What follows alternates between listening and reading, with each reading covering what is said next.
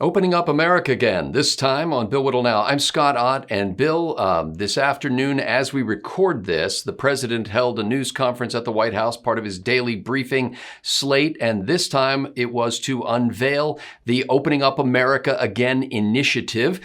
Without going into too much detail about it, basically, it's a three-phase process, or at least three initial phases that are preceded by what they call a gating process that has scientific criteria to determine whether states or localities can move into the first phase of this.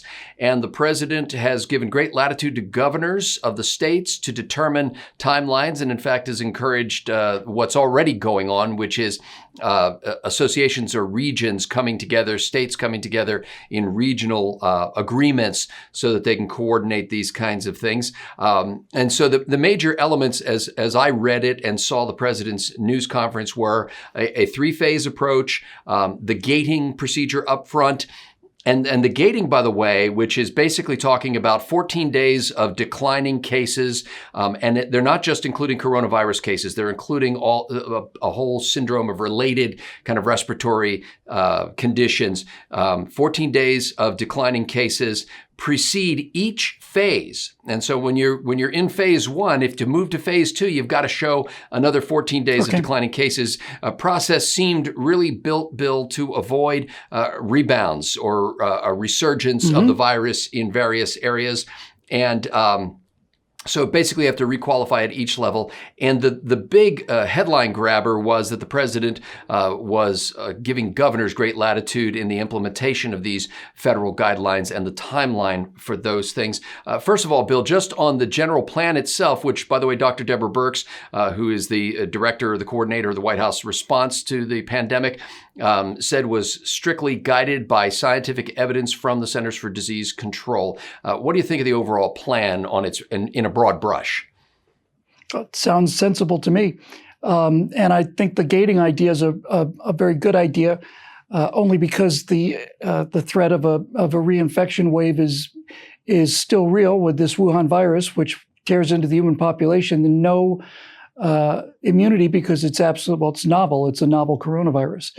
And I think that despite the fact that we suffered enormous economic hardships and everybody wants to get back to work, I don't think it would have been worth 6 or 7 weeks of shutdown only to find ourselves in a situation where the rate of infections post-shutdown exceeded the ability of the healthcare system to handle.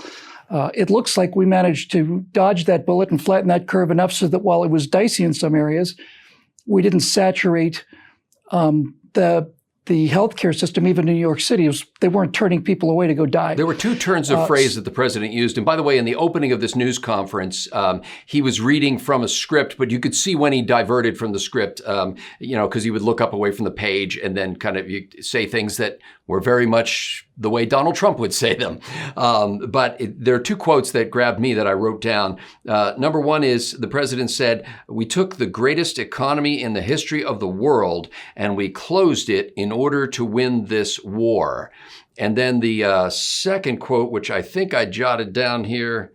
Oh, here we go. This was how he kind of ended it before he introduced the next speakers to the platform. He said, "We will carry our nation forward to new heights of greatness and glory."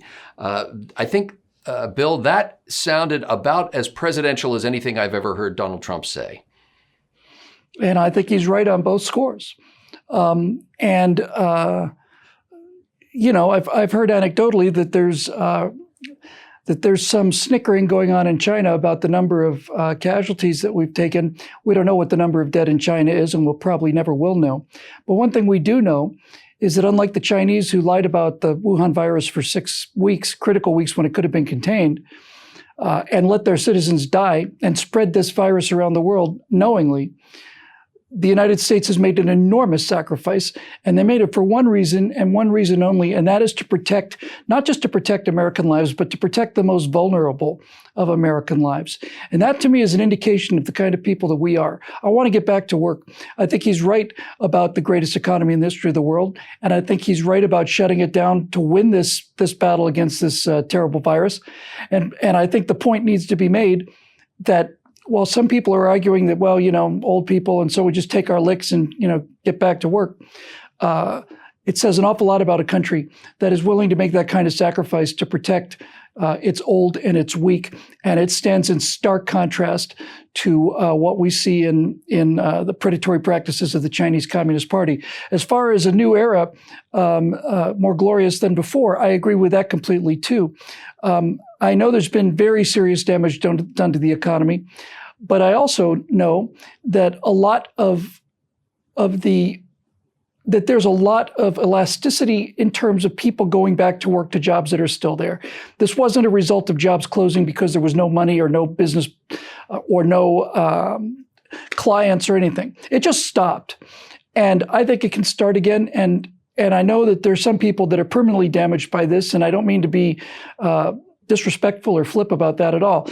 But I think that the actual result is going to be a more powerful economy than the one that we went into when we shut things down in the middle of March. And one of the reasons I say that is because my wife pointed this out. She comes from Russia, where the state, generally has a lot more to do with your life. And she pointed out that this is probably the longest vacation that many Americans have ever had in their lives ever.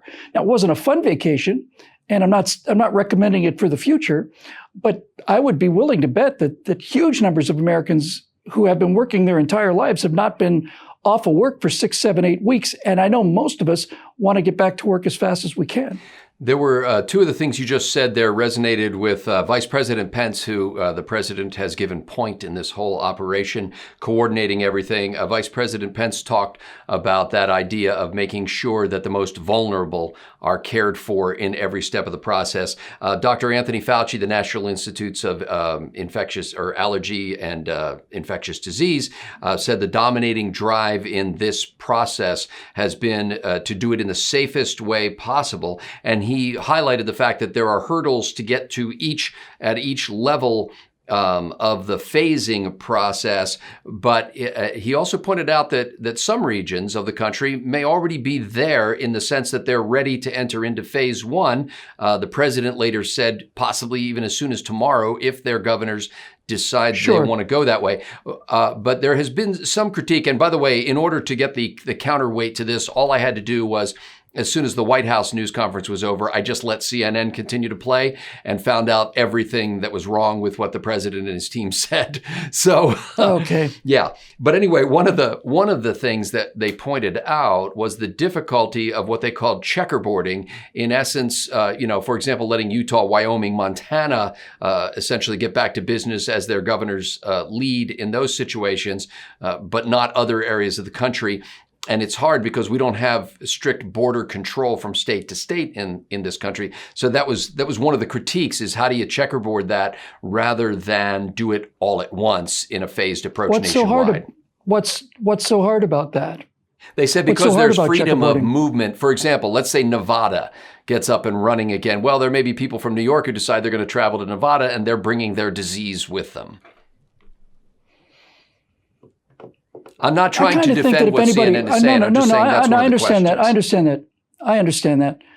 That to me sounds like somebody who lives in New York who's kind of PO'd about the fact that somebody else may be able to live without the restrictions that they did so much to bring on while they still have to stay locked down. Without characterizing their motives, Bill, do you think there's no validity in that question at all?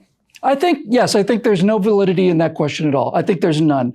When we talk about loosening the restraints on people so that they can go back to work in this first phase thing, that means going back to work. And that doesn't mean that you're going to go to some other state to go to work, because there's no work for you in another state. The state has plenty of people ready to work who they can't use yet. So this idea that people are suddenly going to flee from Wyoming into New York is nuts. And the idea that people are going to flee from New York into Wyoming is nuts as well. But the idea that they may move from Denton County to Tarrant County to Dallas County to the Collin County is not, because that's a checkerboarding aspect of it as well. This is a ridiculous point, and they know it. The virus does not respond to county lines. The virus is not particularly concerned about yes. But the point is that you have cluster. Look, these people live in a very high density area where the lockdown has been effective and will continue to be effective, and they can't stand the fact that there are people in Wyoming, as an example, who can move around with perfect safety and perfect freedom and not have any impact on the national infection rate at all. And that bothers them enormously. So these are people who are saying that if I can't get out early, then no one gets out early. Everybody gets to get out at the same time I do, which is last. And I don't care what they happen to say about it. It makes perfect sense to me. If you take a look at the infections, the actual cases of infections, you do not see a uniform Red Sea across the United States. You see clusters in cities and so on in areas where vast areas where there is essentially no virus at all. And what they don't like is they don't like the fact that those people might be able to go to work and go out to play in a park or whatever before they do. And this idea that huge numbers, statistically significant numbers of people are going to cross state lines to go get jobs that weren't available again, Bill, it's before. not just state lines. It literally can go down to a county by county level, as the president's team pointed out during the news conference. Okay, so the beautiful thing about this idea, look, what they want is, if they're saying that the whole country if they're saying that the problem with the president's plan is that some people get to go to work before others, then what they're saying is the entire country has to stand stock still until the worst possible area is considered safe. Everybody has to wait until New York City, which is the worst case in the United States. The entire country has to stay out of work until it's safe to go back to work in New York City. And that is just insane. And any argument other than that, any argument that says, well, no, we're worried about one county having one thing and the other county having another, what significant damage is that going to do? If this thing is reduced to the lowest possible level in terms of governance, down to the county level, and if you think that I'm living in a county, the people in the county next to me, unless it's something like LA County and San Bernardino County, for example, but in the course of most of this country, these counties are going to make their decisions more or less in concert with others. And if it turns out one is 3 days ahead of the other one, then I can assure you that the people in the 3 day behind county are going to be making some noise about that. But this idea that people are going to look, the thing that's beautiful about this is you can take the entire COVID-19 thing out of it completely. The idea that a person can freely move from one place to another in this country really annoys the living hell out of these people. It really does. That they could be moving from one place to another without being supervised or tracked or monitored or anything like that bothers them enormously. So that's the reason why they're arguing against a perfectly sensible plan that tries to get the economy back to work as quickly as possible. And the second reason they're against it is if they can make the case, so no, we should all go back to work together, meaning we should all go back to work at the moment that the last case is presumed ready, then that will do more economic damage to the country, which suits them just fine because their ratings are at an all-time high because of the hysteria they generated. And that creates more of an opportunity for this economic damage to be permanent come November when Orange Man runs for re-election, and they don't care what it's going to cost in terms of dollars or lives to make sure that that doesn't happen. So I don't buy that argument at all. Now, as part of the gating and phasing process, there is, you have to have testing involved in this. They talked about a whole area of therapies being rolled out, many of which are under investigation right now, and the availability of personal protective equipment, as well as the kind of gear like ventilators and things like that in places where they're needed, and being able to deploy those if there's a resurgence or a rebound in one area after another. One of the phrases that I had heard for the first time, and it's probably because I don't watch these briefings every day, Dr. Birx used the phrase sentinel surveillance sites. And basically, this is efforts to find asymptomatic individuals among vulnerable populations and do contact tracing from there. Typically, they mention repeatedly nursing homes. So that's the real concentrated danger right now. effort in identifying people who are in these vulnerable populations, not showing symptoms, but possibly carrying the virus. Right after the White House briefing, they had the governor of Kansas, I believe it was, on CNN, and she said that despite the fact that the president had said that there was some surplus of 1 million tests available, that they still can't get them where she is. And so the distribution of those becomes difficult. Can you see that there might be some challenges because every state, especially those that are closest to that phase 1 gating process, will be clamoring to be able to qualify? nursing homes and high-risk populations exist all throughout the country, needless to say. There are some places like Dade County and Broward County, Florida, where I grew up, that have a particularly high incidence of those kind of things. And the challenge then becomes protecting that population. But to me, the answer is being absolutely, really, genuinely rigorous about the nursing homes, and not the entire state or the county for that matter. That's certainly the future we're going to be moving into. This virus is not going to leave us, thanks to the Chinese cover-up. It's going to be in the population of humans forever. It's going to be killing people for the rest of time. And so this is the reality that's been given to us. And we need to make sure that the people who are in nursing homes are in the most.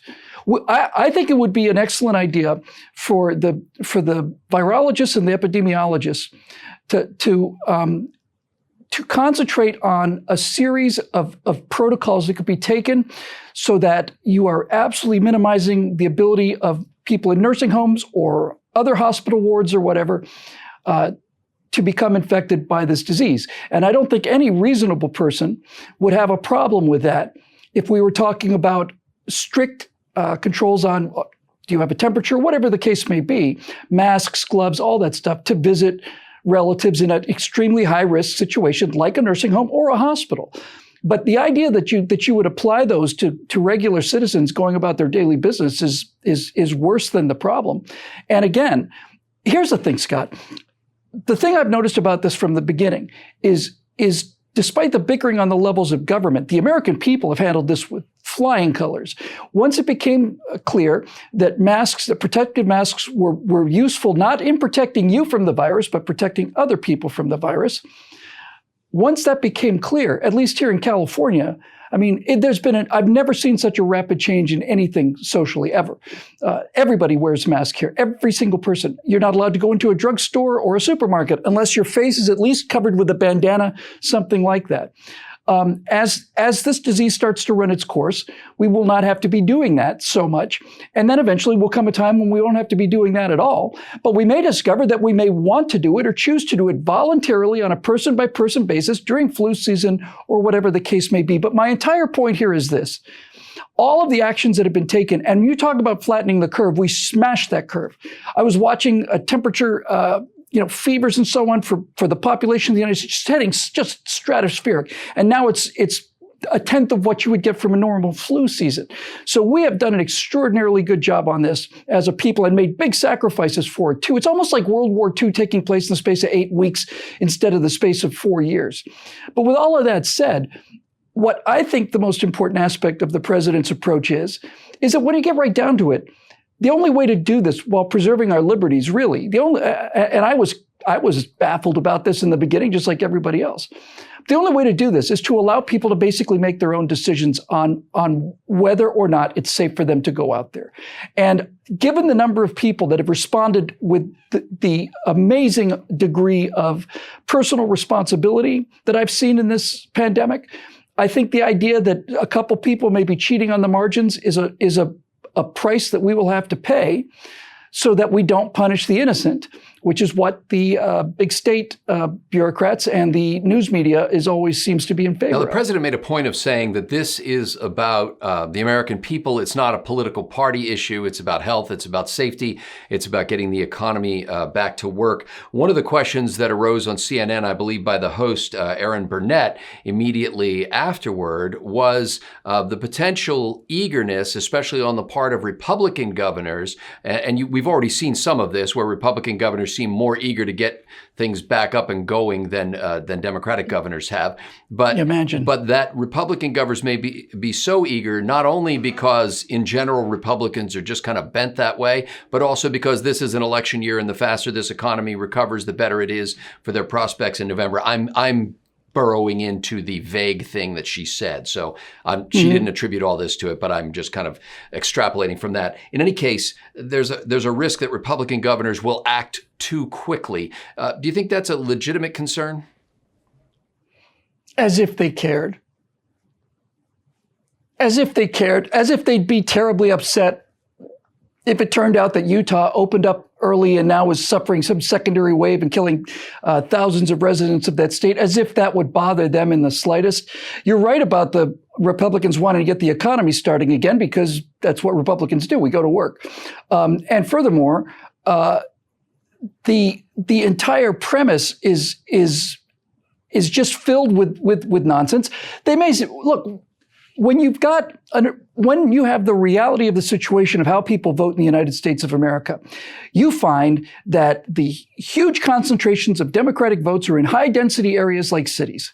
And that means that as a general rule, the lower the population density, the more likely you are to have a Republican governor, and the higher the population density, the more likely you are to have a Democratic governor, as a general rule.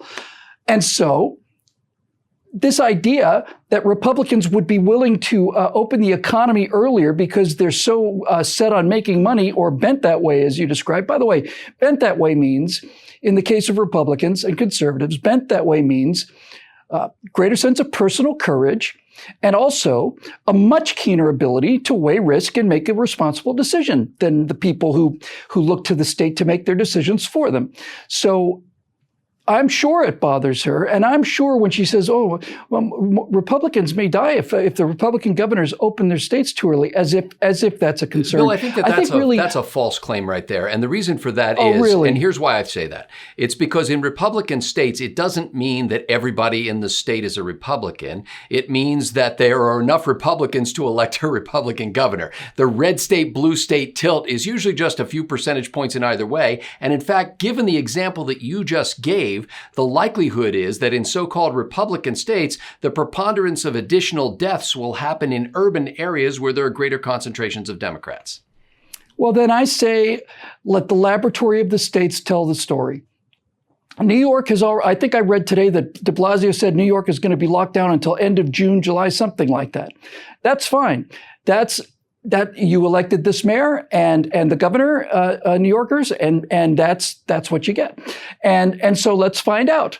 Let's find out if opening up a place like Wyoming or Utah or Nevada, or for that matter, let's see if these places start to spike deaths. And if they have a problem with me saying that, then they'll have to forgive me for saying that from the beginning of this outbreak, the people at CNN have been predicting nothing but catastrophe, and they're rooting for it.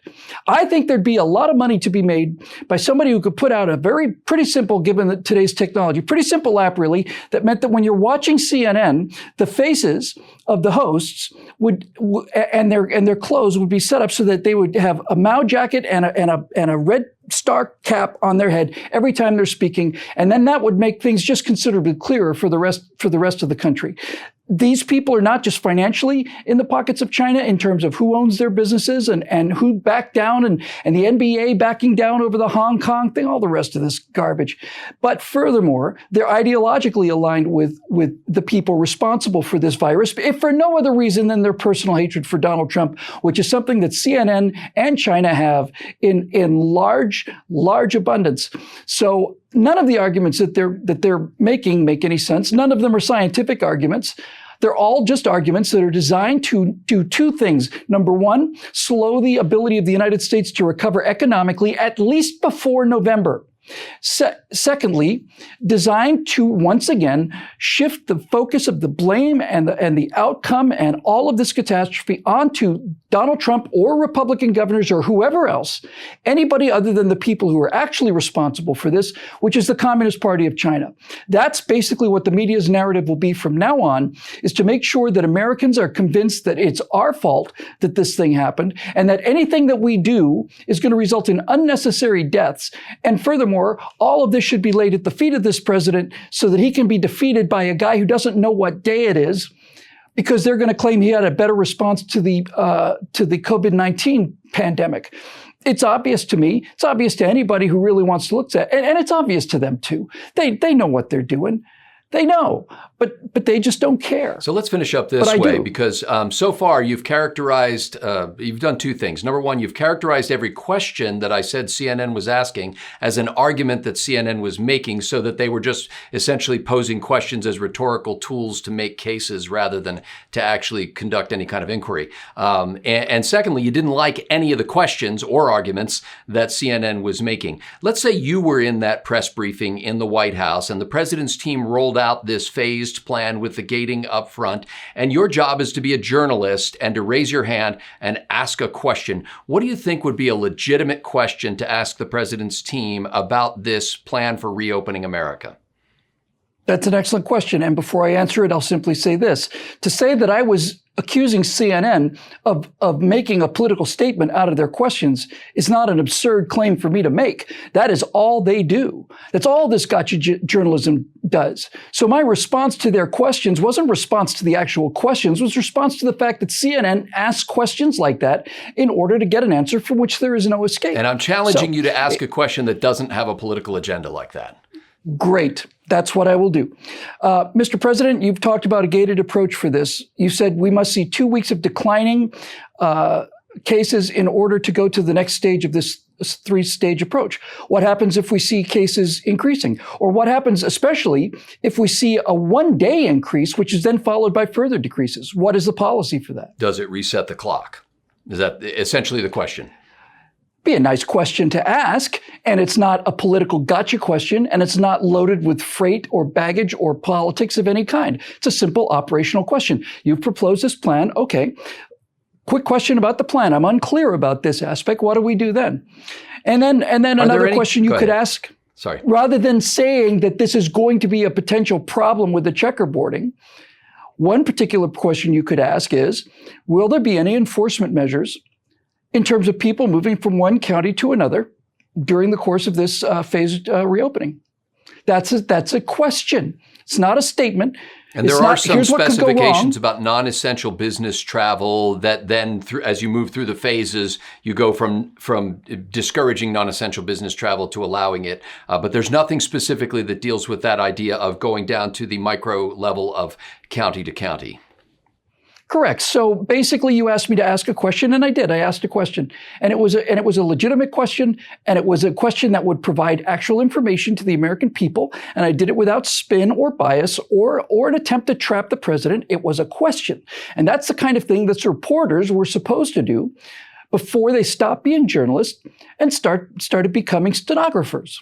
Ladies and gentlemen, we're grateful for the members of BillWhittle.com who have made this program possible through their monthly and annual contributions. Their numbers have been growing daily. In fact, I just got an email this afternoon from somebody who's just signed up. We saw a note from somebody on YouTube that said they've been watching our videos for a long time on YouTube, and they finally decided to step up and become a member. And so we welcome all of those new people who are coming in. I think you will find that it's a completely different experience. Far be it from me to make this analogy, but I've tried to explain to young people before that there's a difference between dating somebody for a long time and being married.